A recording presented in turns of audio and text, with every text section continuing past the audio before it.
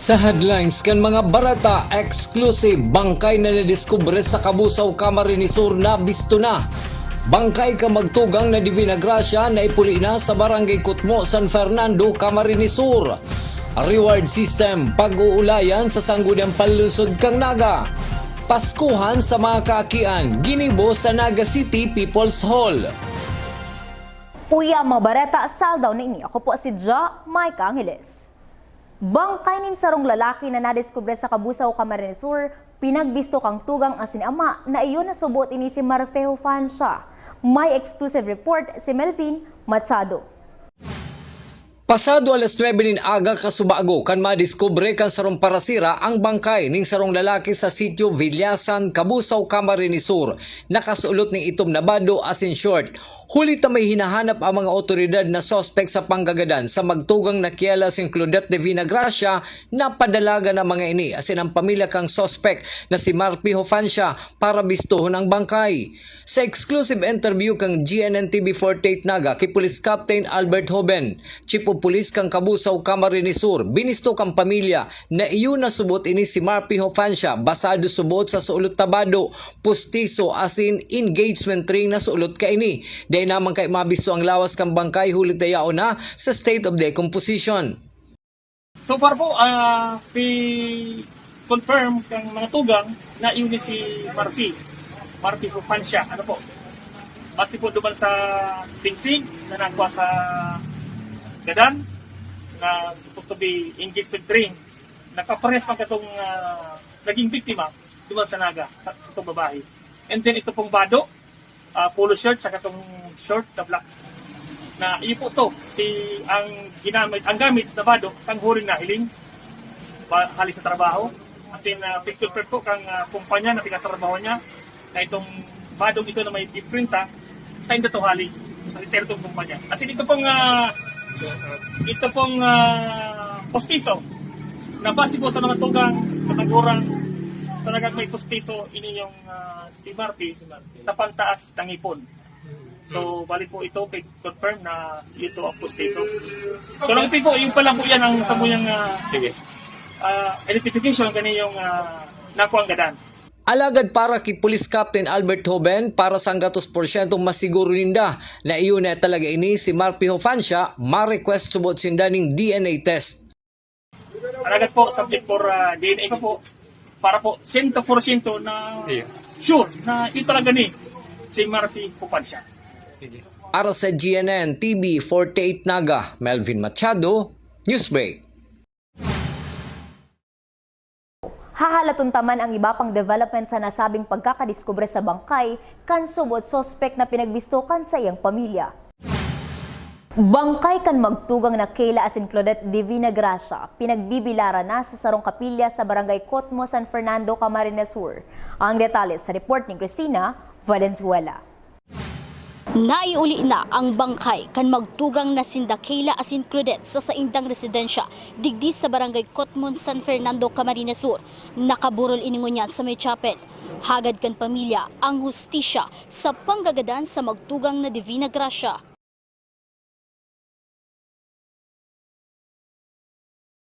Gusto ko, ma'am, na magkaroon ng katarungan ang nangyari sa buhay ng mga anak ko. Sobra talaga, hindi ko maisip na ganito magiging huli ng buhay nila. Bago pa man mangyari ang panggagadan sa magtugang na Divina Gracia, nakamati na ininin pagkahandal.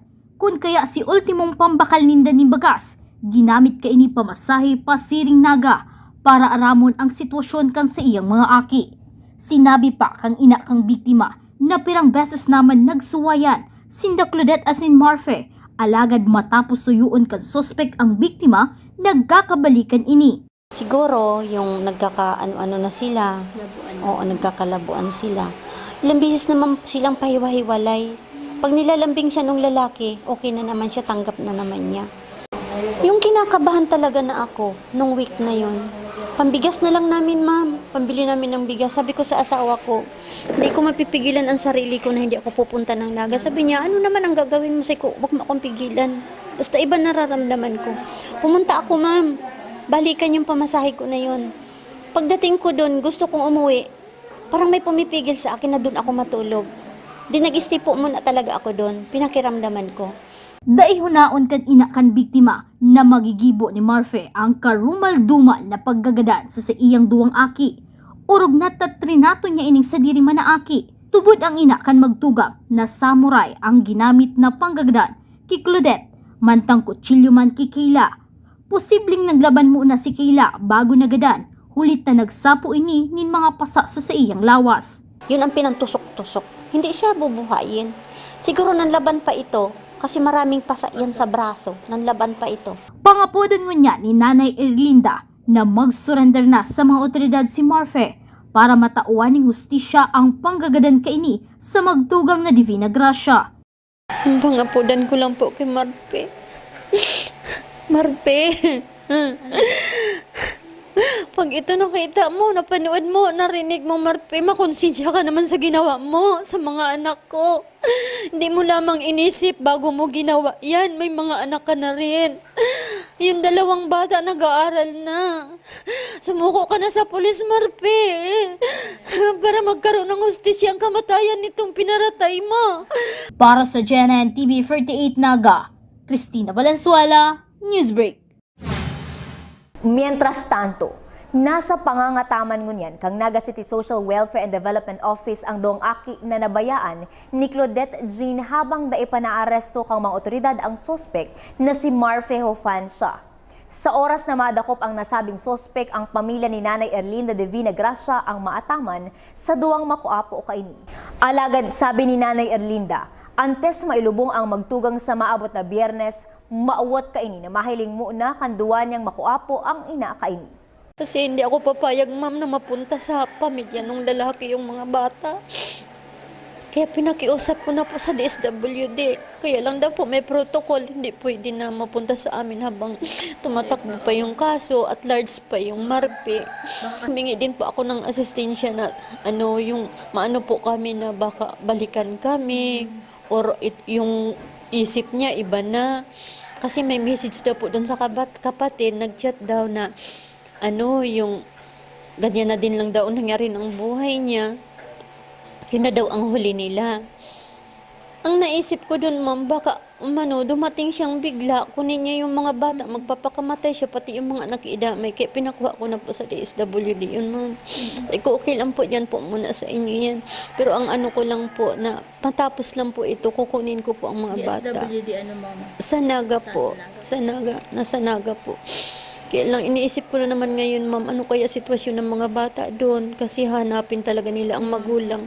Kaya makikiusap na naman po ko sa pulis, sa DSWD na kung pwede, bago po mailibing itong ina, makita po nila.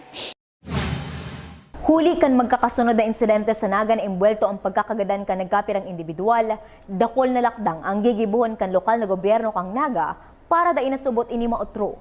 Ang detalye sa report ni Christine Reyes. Ang duwang sunudan na insidente ng panggagadan sa syudad ng Naga, ang higot ngunya na pinagtututukan kan lokal na gobyerno kan Naga para tulos maresolberan asin maitao ang hustisya sa mga biktima asin mahali ang paghandal kan publiko. Kasabay kaini, pinaglatag ni Mayor Lani Robredo ang mga plano ng gibuhon para di na mautro ang siring ng mga krimen. Enot digdi yung pagbuhay liwat kan bantay kataid o bangkat na napunan kang administrasyon ni dating Alkalde John Bongat na epektibo subuot sa syudad. Plano man nidang kaulayan ang mga principal kan mga high school sa Naga para makabalisinda sa paghamanin aksyon. Tubod ang alkalde na kaipuhan ang tabang kan komunidad para sa pagresolbar kan siring ng mga kaso. Maski ang pag-identify kan mga barangay o zone na mayong streetlights, ang kaipuhan tawan subutin atensyon. Bako lang sa Philippine National Police, pero actually kadakol nakitang mga pigpunan na mga mas preventive. Ang saro dyan, binubuhay ta ulit ang bangkat. Ito bang bantay kataid na pinunan kang panahon ni Mayor John. Nagadana kaya ito, binubuhay ta to ta ang mga barangay. Sinasabi ninda na very effective deterrent ito dati. Pandua, na-meeting pa lang kami ni Councilor Gail kang nakaaging semana with all the principals kang mga high schools mo na si Pigmita. Ang sunod mi nga ning imimit man mga PTA. Tas sa hiling ko kaipuhan ta si cooperation kang community. para maging deterrent iniyo.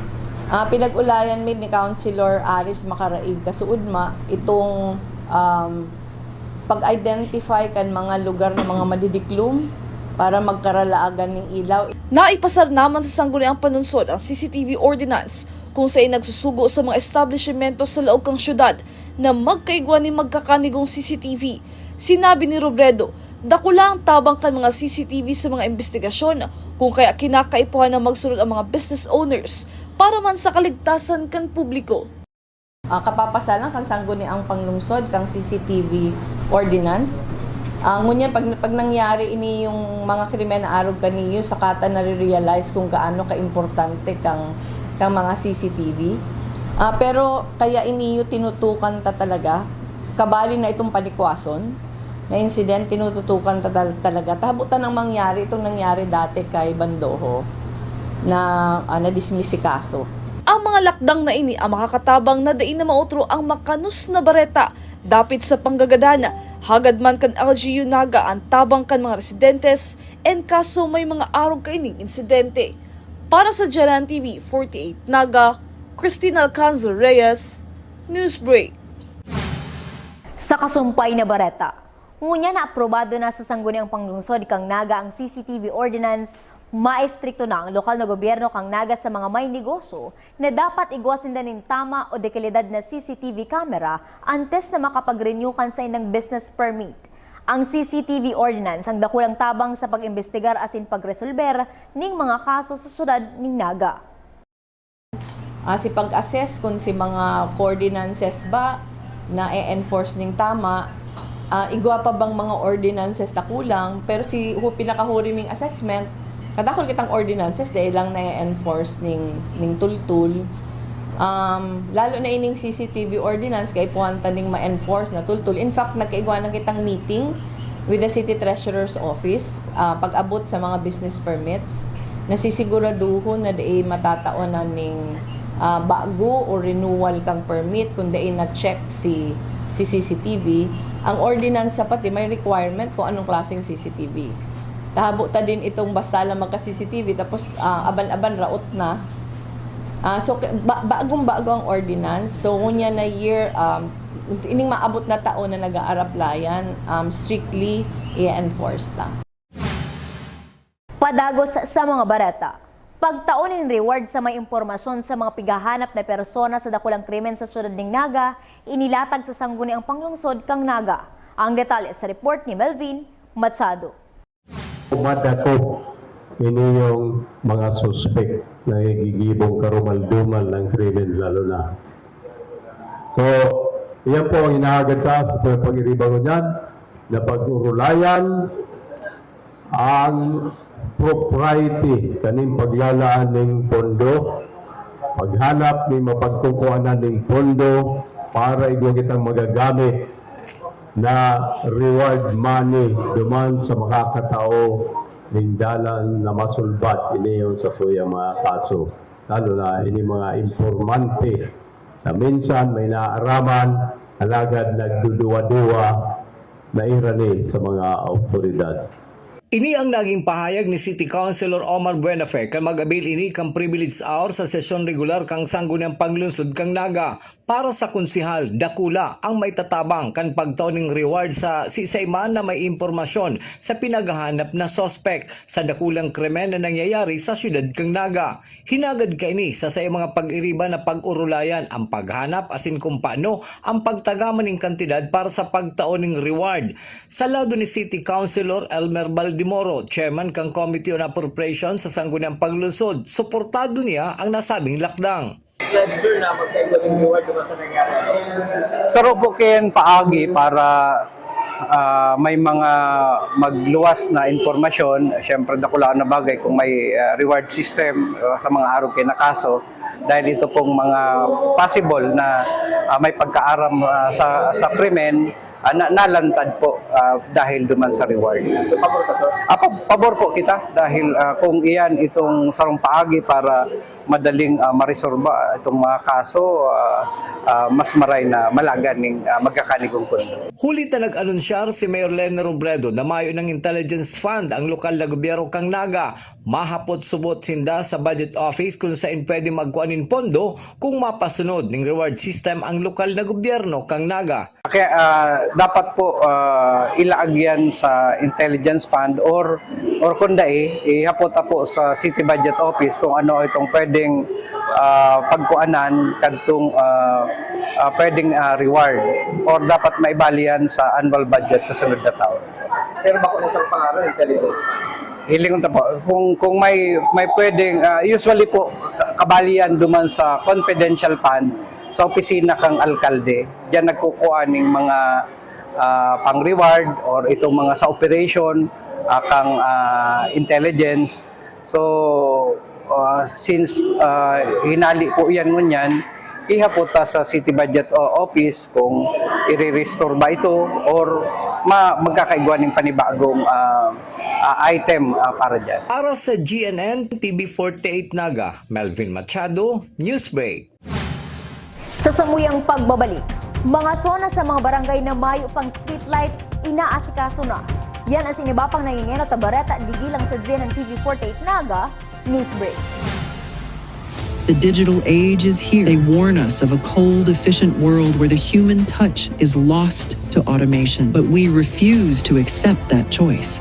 At Naga College Foundation, we believe the best future is one led by heart. We equip you with the skills you need to thrive. From our dynamic programs in finance and business, to the hands-on fields of IT and engineering, through our vital health sciences, our justice programs in criminology, and the crucial roles of education in the arts, we cover the entire spectrum of tomorrow's workforce. Here, you don't just become future ready, you become a worker with empathy, a leader who understands that technology must serve humanity. Choose the college that prepares you not just for the job, but for the world. The future is here at NCF. Enroll at Naga College Foundation. Let us build a brighter, kinder tomorrow.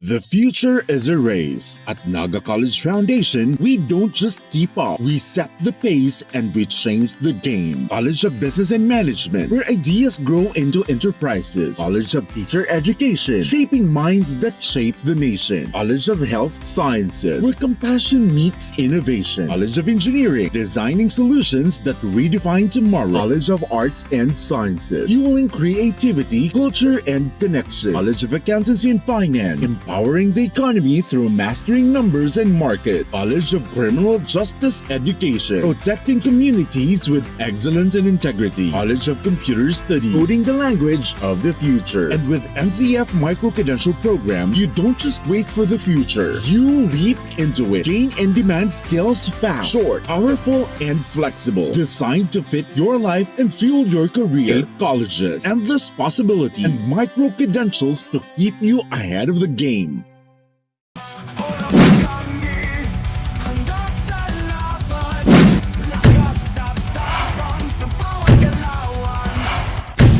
Ano, morag ka?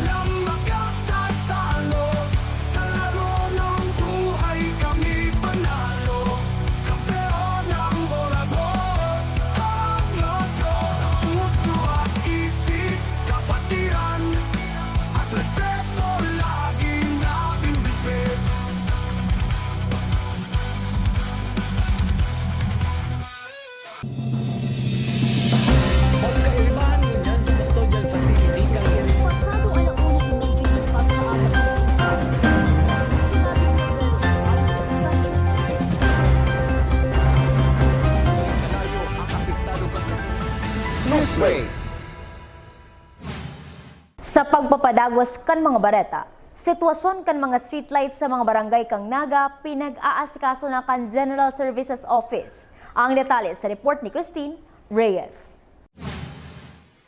Saro sa mga naging concern kan publiko ay ang kawaran ng streetlights sa nagkaperang zona sa barangay kang syudad ni Naga. Sa duwang sunudan na insidente ng panggagadan, nangyari ini sa madiklom na parte kan barangay. Sa ngunyan, pinag-aasikaso ini kan General Services Office. Sa pamayon ni Mr. Art Abunala, sinabi kaini na may 400 grupo na naglilibot sa mga barangay para hilingon ang sitwasyon kan mga streetlights. Sa 27 barangay, halos 7 barangay naman sa naasid ang kinakaipuhan dumanan para hilingon ang kamugtakan kan mga streetlights. Kabali sa 7 ay ang mga barangay kan Kararayan, Panikwason, asin Pakol. Dahil sa kadakulaan kang syudad, dahil sa kadakol na damage sa barangay, nagmamasib kami per barangay, and kada sitio, kada zona, pigiilawan mi. Kaya lang, dahil nga ni sa 27 barangay, 4 na grupo man lang ang nagbabara barangay. Ang kada sarong grupo, pag naglawag sa sarong barangay, tinatapos na yan. Gabos na problema sa barangay na yan.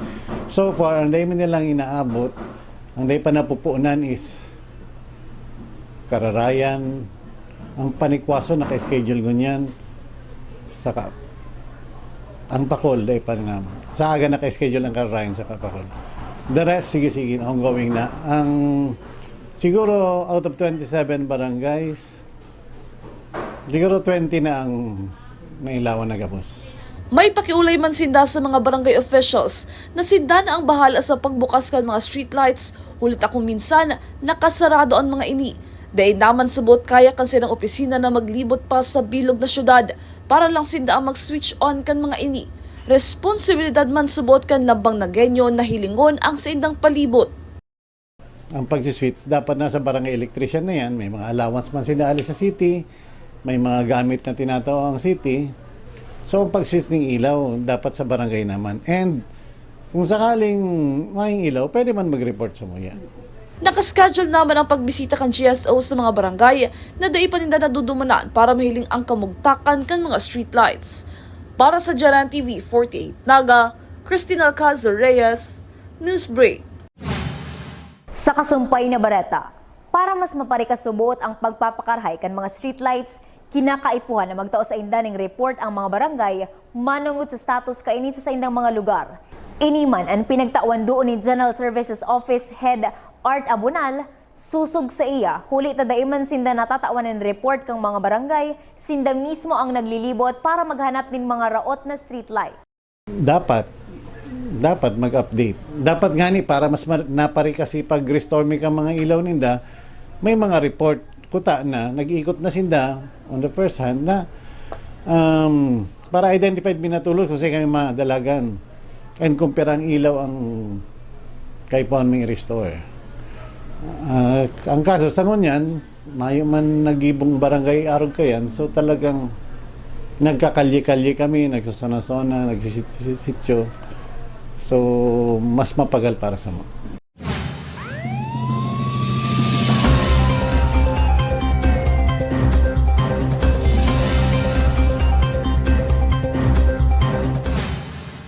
Sa police report, 2 plastic sachet na may lamanin pinaalang subot na dahonin marijuana ang narecover sa 18 anyos sa taga Metroville, Barangay Sabang, Syudad ng Naga durante kan gibuan ang anti-illegal drug bypass operation Kasubanggi sa Zone 5, Barangay Igualdad. Ang Police Station No. 1, Station Drug Enforcement Unit ang nangenot sa nasabing anti-illegal drug bypass operation. Iyaon ngunyan sa custody kan Police Station No. 1 ang naturang sospek. Sa iba pang bareta, ginibo ka nakalis na semanang eleksyon para sa mga bagong miyembro kan Metro Naga Development Council na pinamamayhan ngunyan ni Naga City Mayor Robredo bilang chairman. Susog kay Mayor Robredo, nasa 18 mayor ang kaibanan niya sa MNDC. Kabali sa mga napagkasunduan, iyo ang pagdagdag ng clusters kung saan tututukan ang mga programa dapit sa disaster risk reduction, health, public transport, tourism, road network as in water supply.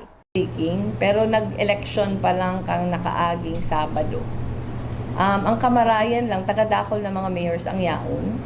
Tapos kadakol ang mga mayors na, gano'n baga, desidido In fact, garo may initial ng mga pig-suggest kung anong gigibuhon. So, sinaging urulay duman,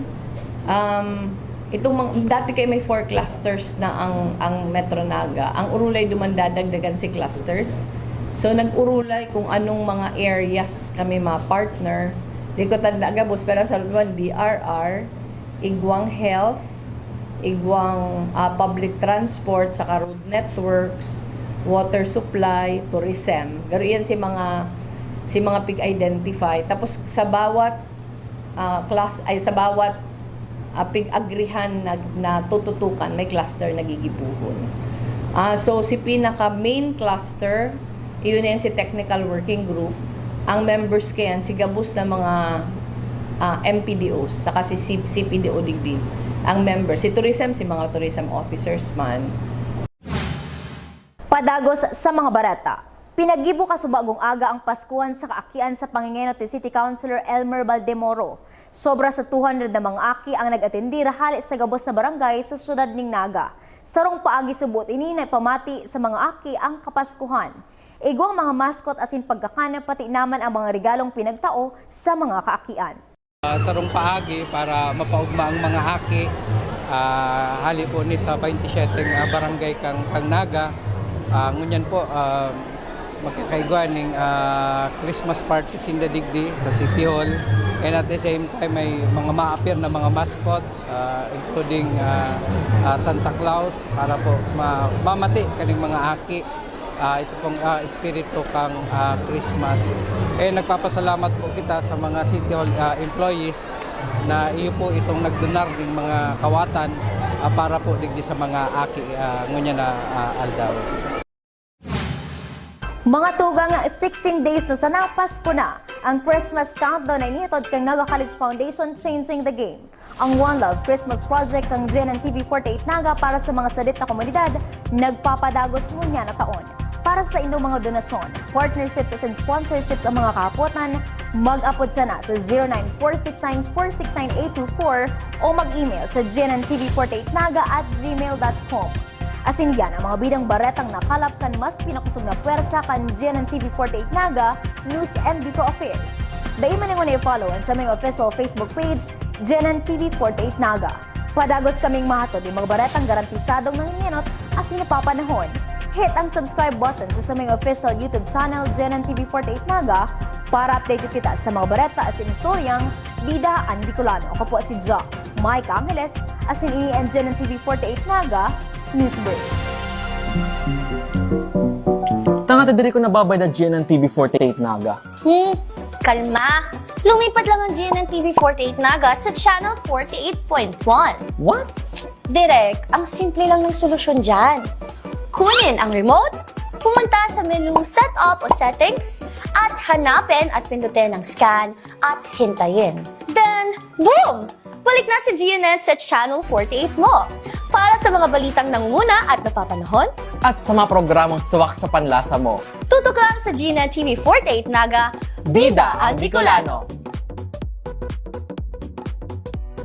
Be a champion, be a tiger today. NCF's the quest, let's lightning your way. At the Naga College Foundation Basic Education Department, we provide an environment where innovation is nurtured and resources promotes collaboration and discovery. Our students benefit from hands-on learning in cutting-edge science and technology laboratories, bridging theory with practical application. We maintain a supportive institutional framework, ensuring a safe, clean, and academically focused atmosphere for every student. Beyond academics, our comprehensive facilities, including sports, develop leadership, teamwork, and discipline. NCF is proud to be a LASSO-accredited institution, a recognized mark of excellence and high-quality education. This is Naga College Foundation Basic Education Department. Changing the game. At NCF, we're all about that holistic grind. Hands-on training, real-world experience, and affordable education that gets you industry-ready. Shoot to edit, dito from concept to screenwriting. From shooting to editing to actual broadcasting, NCF is the first and the only school that has its own operational television and radio stations. No boring stuff, just real skills or the real world. Jika na ba? Be a tiger today.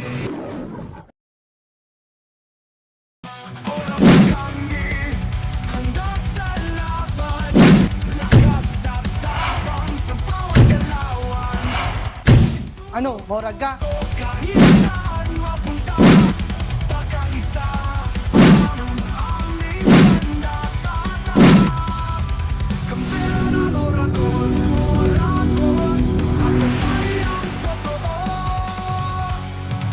Kampeon ang Oragon, walang makatatalo. Sa laro ng buhay kami panalo. Kampeon ang Oragon, ang logo. Sa puso at isip, kapatiran at respeto.